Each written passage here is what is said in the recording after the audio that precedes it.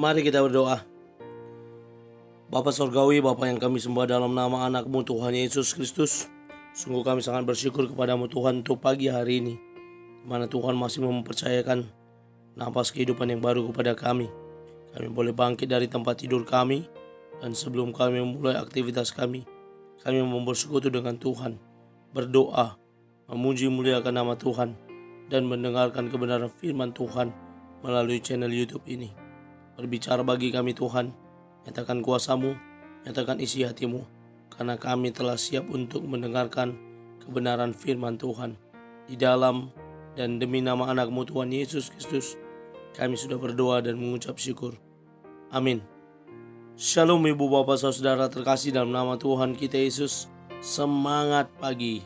Bertemu kembali di channel Rio Nando Butar-Butar dalam khotbah 5 menit aja toko 5 untuk renungan harian. Renungan pada hari ini yang menjadi santapan rohani bagi kita untuk menjalani hari-hari kehidupan kita pada hari ini, saya ambil dari Kolose pasal yang pertama ayat yang ke-19. Demikian kesaksian firman Tuhan. Karena seluruh kepenuhan Allah berkenan diam di dalam Dia. Kepenuhan Allah di dalam Kristus.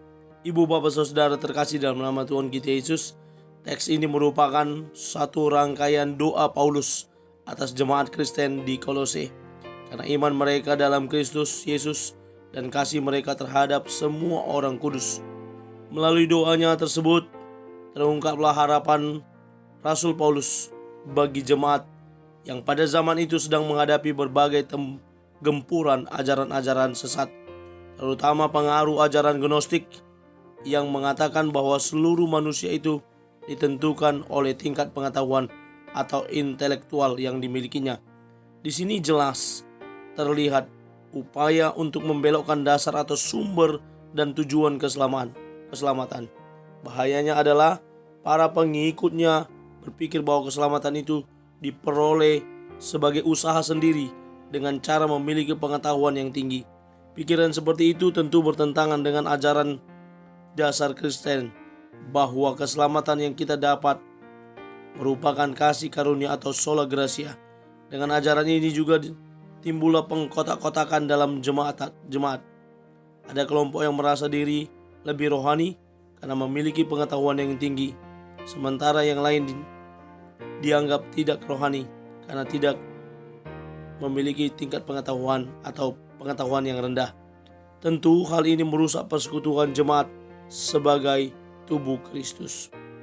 Ibu bapak saudara terkasih dalam nama Tuhan kita Yesus, menanggapi ajaran ini, Paulus membuktikan sekaligus mengarahkan kembali jemaat bahwa Yesus Kristus yang selama ini mereka imani adalah yang sulung, yang terutama, yang teristimewa dari segala sesuatu, melebihi melampaui segala sesuatu, termasuk pengetahuan yang diagung-agungkan dalam ajaran Gnostik tadi. Paulus menegaskan bahwa Yesus yang kita imani itu menaungi segala sesuatu, baik mereka yang merasa bijak dan terpelajar maupun mereka yang dianggap sederhana atau dalam arti bodoh. Menurut Paulus, kepenuhan Allah, yakni pada nats ini kepenuhan diri Allah, atau menurut gambar Allah di ayat 15, kepenuhan karya penciptaan di ayat 16, dan kepenuhan keselamatan, penebusan, pengampunan dosa, dan pendamaian di ayat 14 dan 20 terwujud hanya di dalam Yesus Kristus. Kita dapat melihat diri Allah dengan sempurna di dalam Yesus. Kita dapat melihat kesempurnaan karya Allah akan penciptaan di dalam Yesus, dan kita dapat mengalami keselamatan yang sempurna juga di dalam Kristus. Saya kutip dari Renungan Hidup Kristiani. Dan apabila kita ingin melihat Kristus, melihat Allah, maka kita dapat melihatnya di dalam diri Kristus.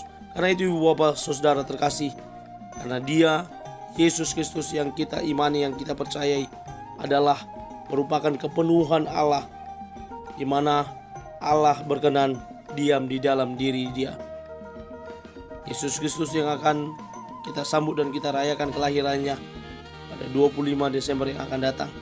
Di masa Advent ini kita terus diingati untuk terus-menerus mengimani dan tetap setia kepada Yesus Kristus, Sang Juru Selamat itu, yang mana Allah berdiam di dalam diri dia.